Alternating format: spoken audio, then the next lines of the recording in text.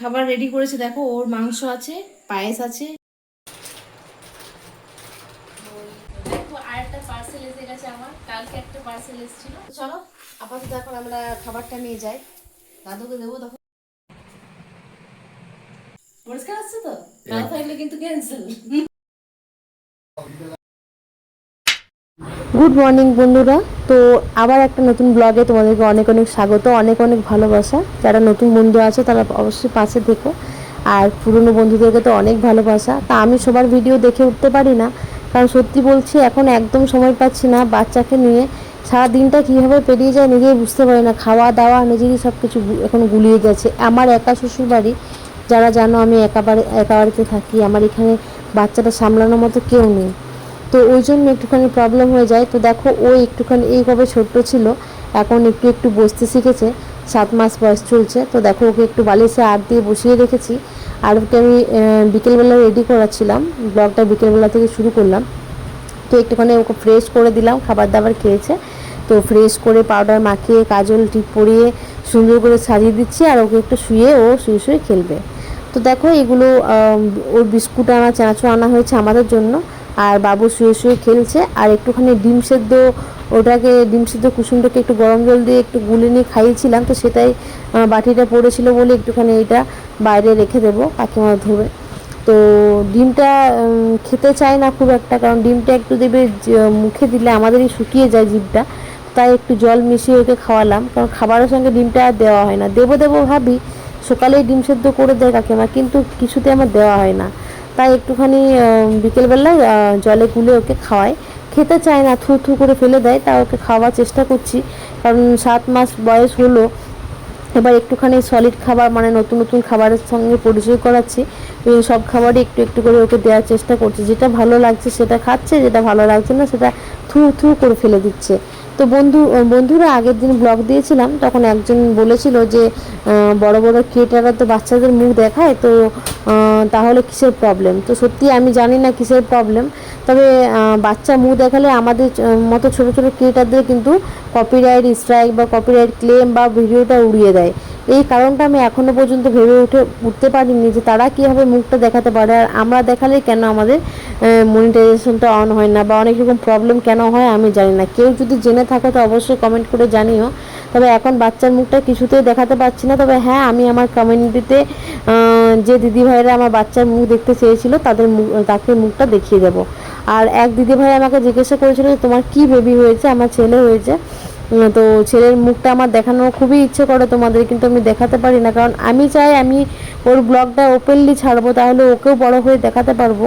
কিন্তু আমি ওপেনলি ছাড়তে পারছি না, এই কারণে যখনই ও বাচ্চার ফেস দেখাচ্ছি ভিডিওটা ইউটিউব থেকে ডিলিট করে দিচ্ছে। তাই ওর মুখটা সবসময় হেজিই রাখতে হচ্ছে, জানি না কখন এটা ঠিক হবে। একবার ইউটিউবকে মেল করে দেখতে হবে কেন এমনটা হচ্ছে। তো এটা হচ্ছে সন্ধেবেলা, বিট্টু অফিস থেকে এসে গেছে, এক প্যাকেট চানাচুরকে নিয়ে বসেছি, আর একটুখানি মুড়ি আনতে বললাম। তো দেখো আমাকে একটা পার্সেল আমার হাতে দিল। তো এই পার্সেলটা কিন্তু আমি খুলে দেখবো একটু পরে। এখন তো পুজোর টাইম, একটা একটা করে পার্সেল আসতেই থাকবে। তবে এই পার্সেলটা আমার নয়, এই পার্সেলটা হচ্ছে আমার বাবুর। তো বাবুর কি নাম দিয়েছি, বাবুর নাম দিয়েছি বিভু ডাকনাম, আর ভালো নাম সৌম্যজিৎ ও দাদু দিয়েছে। আরও অনেক নাম আছে, অরিত্র, রেহান, রোশান, রনি, রকি, মানে যে যেমন পারে, যে নামটা ধরে ডাকতে ভালোবাসে সে সেটা ধরেই রাখে। আর আমাদের বাড়ির দাদু নাম দিয়েছে মৃদুল। তো আমি ওকে বিভু বলে ডাকি, বেশিরভাগ বাবু বলেই ডাকা হয়ে যায়। তো চানাচুর মুড়ি এগুলো এখন খাবো। বিট্টু কি একটা চেক করছিল ফোনের মধ্যে, নোটিফিকেশান না কিছু একটা এসেছিলো। তো মুড়ি চানাচুরটা খেয়ে পার্সেলটা ওপেন করব। পার্সেল ওপেন করতে আমার হেভি লাগে, আমার হোক বা বাবুর, কিন্তু ওপেন করে দেখতে আমার খুব ভালো লাগে। আর এখন তো পার্সেল আসবেই, আর তোমাদেরকে একটা একটা করে শেয়ার করব, কিন্তু পুজোতে যে পার্সেলগুলো নিচ্ছি সেগুলো কিন্তু আমি এখন দেখো ভিডিওতে শেয়ার আরেকটা করব না। পার্সেল এসে গেছে আমার, কালকে একটা পার্সেল এসেছিল, আর এই পার্সেলটা কিন্তু আমার নয়, কালকেরটা আমার ছিল। তো এই পার্সেলটা কি জানো তো, এটা হচ্ছে আমার পুজো। তো অনেকদিন থেকে ভাবছিলাম অর্ডার দেবো, কারণ প্রচুর অ্যাড দেখেছি এটা আমি, মানে এইটা এত ভালো একটা প্রোডাক্ট বাচ্চাদের জন্য যে চোখ বন্ধ করে বিশ্বাস করতে পারো। আমি যেটা জানি ভিডিও দেখে, তো আমারও ইচ্ছে ছিল এই প্রোডাক্টটা ইউজ করবো। তো আমার হাজব্যান্ড বলছিল অনেক বড় একটা অর্ডার দেবো, কিন্তু আমি বললাম না, ফার্স্ট টাইম ছোটো অর্ডার দিই, মানে মিনি সাইজটা এনে দেখি যে কেমন হচ্ছে, শ্যুট করে তো বড় অর্ডার দেবো। তো কী সেটা চলো দেখা যাক। খুলতে খুব ভালো লাগে আমার, আনবক্সিং করতে। তো তোমরাও দেখো, যদি ভালো প্রোডাক্ট হয় তাহলে আমি ইয়ে করবো, খুলে নিলাম, খুলে নিলাম। তো এটা হচ্ছে সেটাফিল বডি লোশন, মানে এটা বডিতেও লাগানো যাবে আবার ফেসেও লাগানো যাবে বোধ। তো দেখো এটা প্রোডাক্টটা একদম খুবই ভালো বলে, লাইট, একদম লাইট, আর বাচ্চাদের জন্য একদম খুবই ভালো। এটা বড় সাইজটা আমি ইচ্ছে করে আনাইনি, তো বড় সাইজটা আমি ইচ্ছে করে আনাইনি, কারণ এটা আমি ছোটটা আগে লাগিয়ে দেখবো যে ওর শ্যুট করছে কিনা, শ্যুট করলে বড়টা আনবো। তো সেটা ফিলে যদি সব কিছু শ্যুট করে যায় তাহলে আমি সব প্রোডাক্টটা সেটা ফিলে ইউজ করবো তখন। তো ফার্স্ট ট্রাই করবো এটা ছোটো করে। এই ফুচকাটার দাম কত জানো? 275 টাকা না কত? এই ফুচকাটা 275 টাকা দাম, এইটুকুটা 50 গ্রামে আছে, 50 ml, 275 টাকা। তো যাই হোক, এটাই হচ্ছে পার্সেল, আমার নয়, একটা একটা করে পার্সেল আমার আসতেই থাকবে। ও যখন হয়েছে, তো যখন যেটা ইচ্ছে করবো পার্সেলে অর্ডার দেবো। তো চলো এটা একটুখানি ট্রাই করি কেমন। আমি আমার হাতে লাগিয়ে দিই, ফার্স্ট আমি অর্ডার দিই, মানে ট্রাই করি।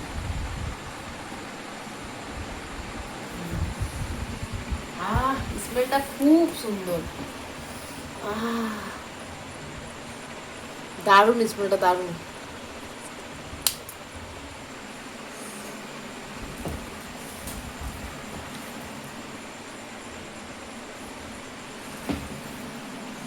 খুব সুন্দর, দারুণ।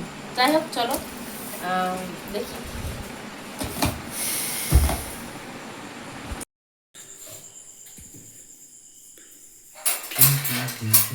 কি করছো? পরিষ্কার আসছে তো, না থাকলে কিন্তু ক্যান্সেল। দেখো আজকে দিনের বেলা মাংস হয়েছিল, চিকেন। তো চিকেনটাকে একটুখানি গরম করে দেবো, বিট্টু খাবে রাত্রে চিকেন। আর আমার আর দাদু আমরা খাবো। বাবা করেছিল রাবড়ির মতো পায়েস, একটু দুধ থেকে আমাদেরকেও দেখাও, তাহলে আমাকেও দেখাবে, পায়েসটাও দেখাবে। আমার বর ক্যামেরা ধরতে পারে না, এই ক্যামেরা ধরার নিয়েও শুধু ঝগড়া হয়। মানে কপাল গুনে একটা বর পেয়েছি, ক্যামেরা ধরতে পারে না। যদি একটা কেউ থাকে ক্যামেরা ধরো, বলবে 50 পয়সা মাসে বেতন দেবো, একটা কথা এরকম তেমন নেই, 50 পয়সা দেবো।